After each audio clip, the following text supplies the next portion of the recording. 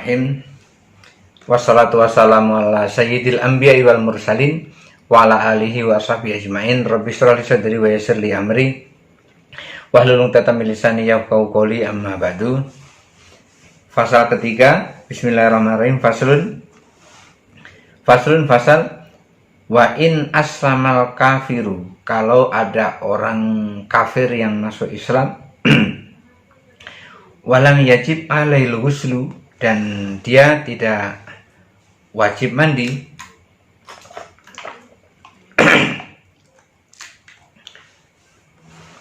fi halil kufri, pada saat dia dalam kekafiran. Jadi kalau ada orang kafir masuk Islam, dia tidak wajib mandi pada saat dia kafir. Dulu dia kan kafir, kemudian orang itu ketika dia sudah dewasa, tentu dia akan keluar sperma. Maka orang yang belum masuk Islam, dia tidak wajib mandi. Maka orang yang telah masuk Islam, orang kafir yang tidak masuk Islam, dia tidak wajib mandi. Kecuali kalau sudah Islam, kemudian dia hubungan suami istri, maka dia wajib mandi, atau keluar sperma, dia wajib mandi.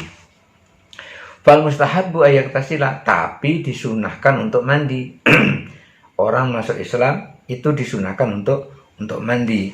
Lima ruya annahu aslama Qais bin Asim, berdasarkan riwayat dari Qais bin Asim, riwayat bahwa Qais bin Asim ketika dia masuk Islam, amarahu Nabi sallallahu alaihi wasallam memerintahkan dia ayaktasila, untuk mandi. Jadi Qais bin Asim itu ketika dia masuk Islam, Nabi kemudian memerintahkannya untuk mandi.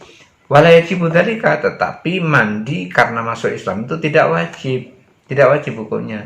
Li'annahu aslama khalqun katsirun, karena telah banyak sahabat-sahabat yang lain yang telah masuk Islam, walam ya'murhum Nabi sallallahu alaihi wasallam bil ghusli, sementara Nabi tidak memerintahkan mereka untuk mandi. Jadi giliran Qais bin Asim itu Rasulullah perintahkan untuk mandi, tetapi sahabat-sahabat yang lain yang dulunya kafir kemudian masuk Islam, tidak satu persatu diperintahkan oleh Rasulullah, atau tidak ada perintah dari Rasulullah untuk mandi sebelumnya itu. Maka mandi masuk Islam itu hukumnya bukan wajib tetapi sunnah.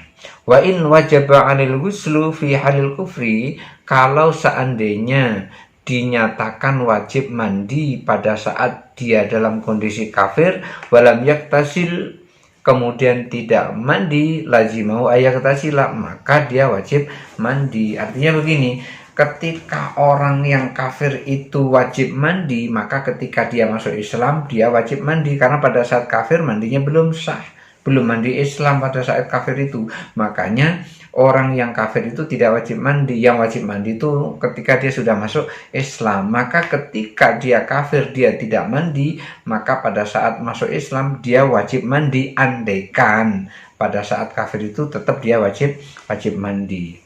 Fa in kana qad igtasala fi halil kufri, andaikan dia pada saat kafir itu dia sudah mandi pada saat kafir itu, fal yajibu alaihi i'adah, apakah ketika dia masuk Islam wajib ngulang mandi lagi? Nah ini, jadi ketika dia masih kafir dia mandi, umpamanya gini, umpamanya dia belum mengucapkan 2 kalimat syahadat, kemudian sebelum mengucapkan 2 kalimat syahadat ini dia sudah mandi besar duluan, sudah mandi wajib di situ. Kemudian setelah mandi wajib dia baru mengucapkan 2 kalimat syahadat, asyhadu an la ilaha illallah wa asyhadu anna muhammadar rasulullah. Kan sudah masuk Islam tuh. Apakah nanti dia ngulang mandi lagi atau tidak? Hal tajibul i'adah, apakah dia wajib mengulang mandinya lagi? Fafihi wajhani, dalam hal ini ada 2 pendapat. Ahaduhuma, salah satunya la tajibul i'adah, tidak perlu ngulang lagi mandinya. Mandi yang tadi itu tidak perlu diulang, li annahu ghuslun sahihun, karena mandinya sudah benar, maka tidak perlu diulang mandinya lagi. Bidalilin annahu tata'allaku bil ibahatil wat'i, itu dengan dalil bahwa mandi itu menyebabkan boleh watok. Artinya setelah watok itu apa? Hubungan suami istri. Kalau nggak tahu, watok itu hubungan suami istri. Setelah watok, kemudian dia mandi, baru boleh watok lagi. Fi hakil haidi, pada hak oleh orang haid. Artinya begini, ketika orang haid itu mandi maka boleh watok gitu. Dalilnya begitu.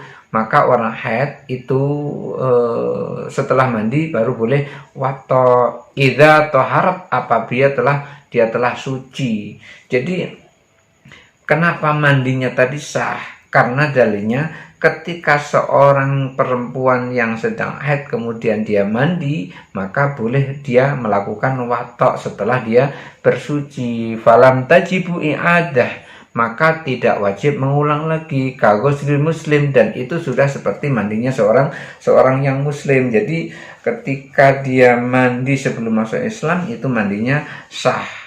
Mandi misalnya dia haid gitu kan, dia haid, begitu dia haid kemudian setelah itu bersih, kemudian dia mandi, begitu mandi kemudian dia masuk Islam, maka haidnya tadi itu sudah bersih, haidnya tadi, mandinya tadi sudah benar.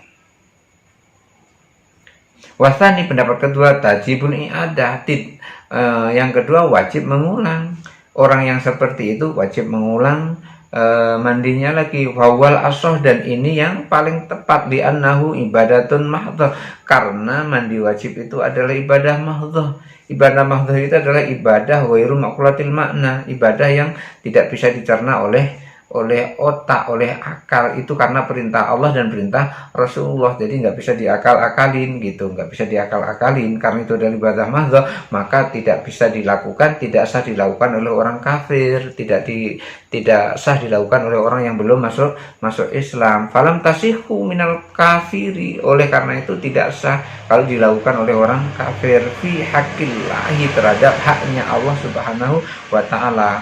Kasaumi, seperti orang puasa, wassolati, dan sholat. Seperti puasa dan sholat itu tidak sah dilakukan oleh orang kafir. Oleh karena itu mandi tadi yang pertama itu tidak sah dilakukan. Jadi pendapat pertama sah, pendapat kedua tidak sah. Kenapa pendapat pertama sah? Itu diibaratkan seperti orang yang haid boleh watok ketika dia sudah mandi, maka mandinya itu sudah benar. Pendapat kedua tidak sah. Kenapa tidak sah mandinya? Wajib diulang mandinya. Kenapa? Karena mandinya orang kafir itu tidak sah. Dia sah itu ketika dia telah masuk Islam. Kenapa demikian? Karena mandi wajib itu adalah ibadah mahdhah.